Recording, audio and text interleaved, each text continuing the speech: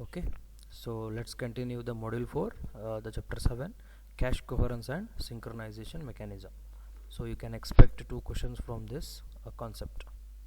Okay, so before we go through with the concepts, let's study some of the definitions. Okay, so the definitions I will try to explain with the help of a diagram. Okay, see here there are n number of processors which we have connected to a common shared memory. Okay, so as we know, each processor will have their dedicated and separate cache memory. Okay, so processor 1 has a cache 1, processor 2 has its dedicated memory cache 2, processor 3 cache 3. Similarly, processor n will have separate cache memory called cache n. So when some data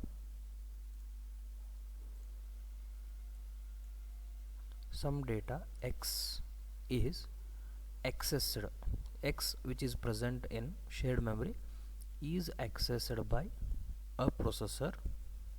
Okay, accessed means fetch. Then a copy of x is given for the processor 1 to perform activity or a job called first. Okay, J1.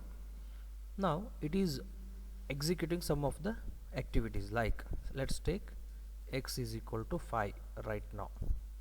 So now the work of job is to increment the present value of x. So 5 changes to 6. Okay, assume a case where it is the job 1 is under execution. At that time P2 request for x value. So what value of x will be copied to P2 is, it is 5, because the J1 is still executing, it is not yet connected.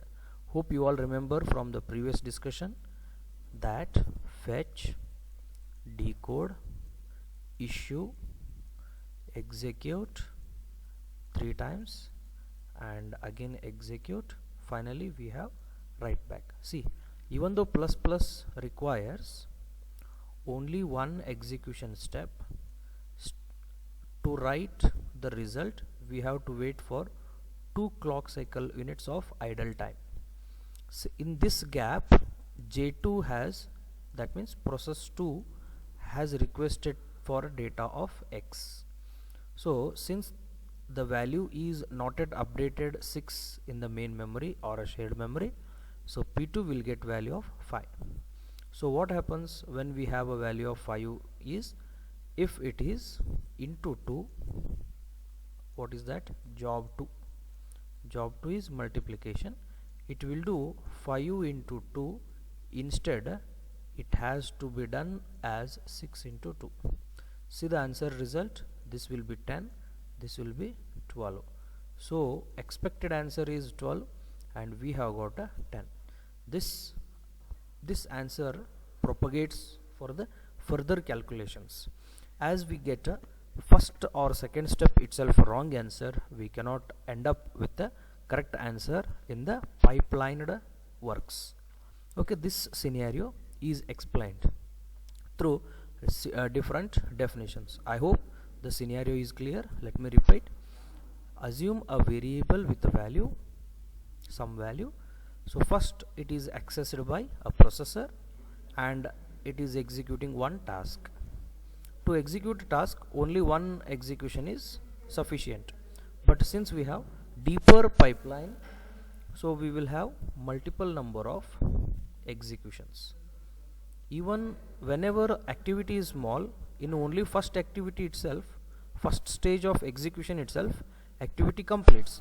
But since we have to get a more performance, we have deeper execution section, so we have to wait. This is a idle time. During this idle time, processor 2 has fetched the value of x. Since 6, which is a new answer, not yet updated, so not yet updated means cache 2 or processor 2 will get a old value of x. So it will calculates through old value of x, which is a wrong answer for the pipelined instruction. So this carries out wrong executions in our all the further activities. Okay, so let's define some of the definitions from this scenarios. What do you mean by write through caches? Write through caches means when a particular processor gets a new result, immediately it should broadcast to all the processors, so that they will not use old value of the variable, which is if the data is shared, like x.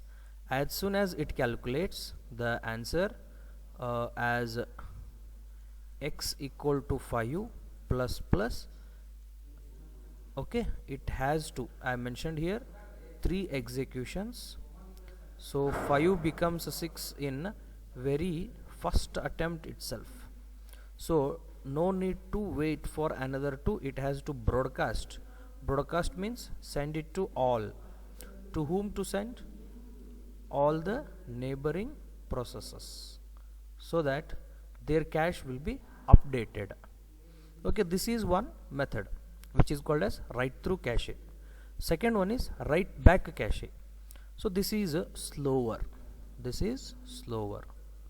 Okay, this is slower. So how it is slower is, say, I will try to explain here. See, so process 1 which used x value, and assume it is executing some of the user defined function. So when it is executing user defined function with value, okay, actually it is a kind of problem. So it has to keep on executing all the activities, whatever the values are there, till completion of UDF. Once it completes UDF, then update the result. So this is also this creates a problem, but it is one advantage is it is less costlier. I will explain how it is less costlier when we go for the bus Snoopy protocol. Okay, so this procedure will be less costlier because there is no broadcast. If there is no broadcast, no data on the common bus. Okay, so this is one of the solution which applicable for special scenarios only.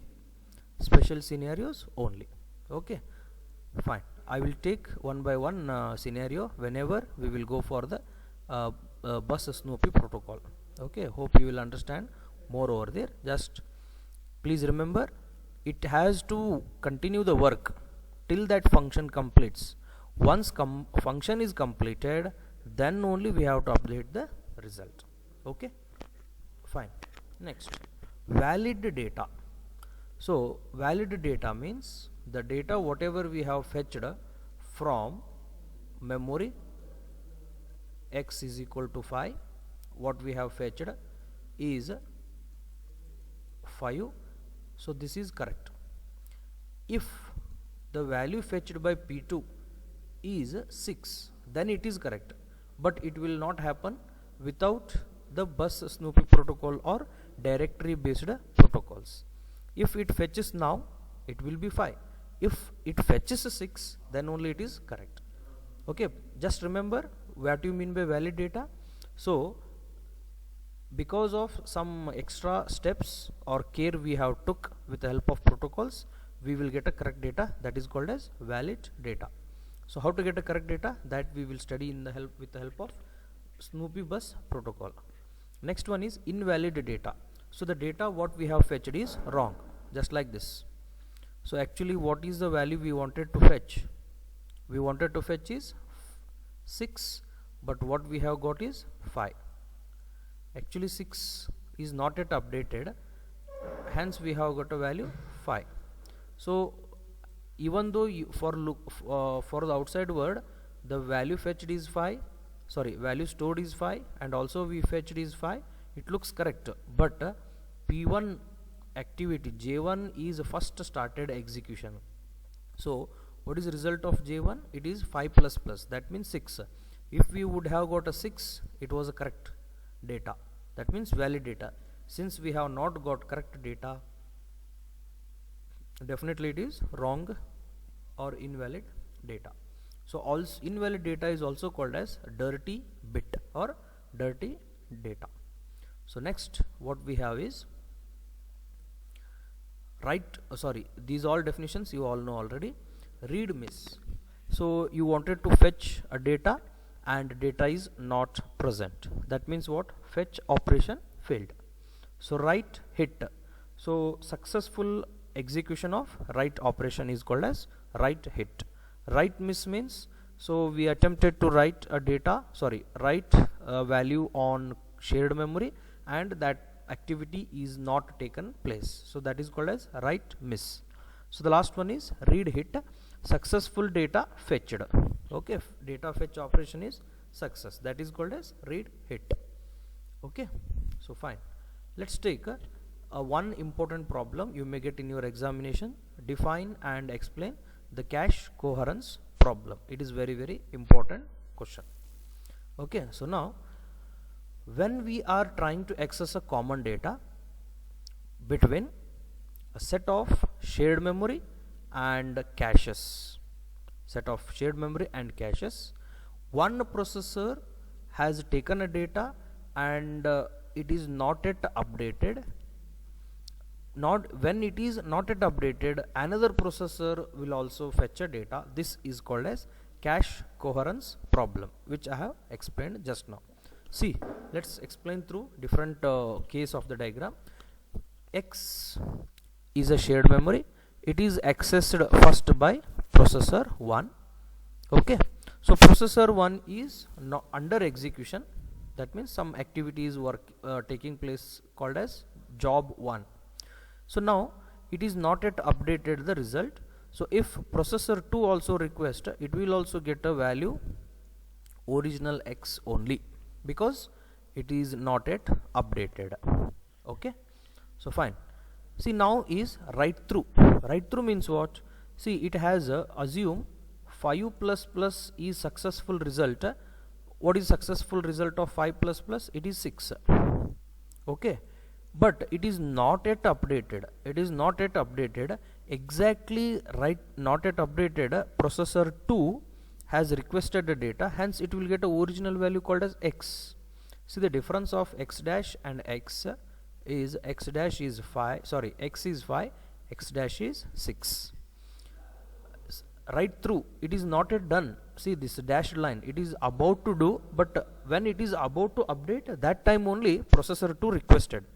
So as I mentioned, if it is not yet updated, if processor 2 gets or requested data, it will get a old data, hence it is called as wrong. Wrong operation means what? Cache coherence problem occurred. Okay, see this write back. Write back means what? It processor 1 is executing one user defined program or function. Okay, so whenever it is executing user defined function, it continuously and keeps executing that UDF only for some amount of a time. Okay, some amount of time. So during this 5 plus plus, for new value 6 plus plus, for new value 7 plus plus, like that it continuously executes. It continuously changes its value. It is not yet reflecting, not yet completed UDF, so not yet updated the result. So not yet updated the result means processor 2 request, so it will get a old data, that is for sure. Like this, whenever data is not updated, if any other processor request, the not updated or old data is copied for the requested processors. So actually updated data should be given for the requesting processor. Here that will not happens. The other processor will get not updated data. Such data difference is called as cache coherence problem. Okay, fine.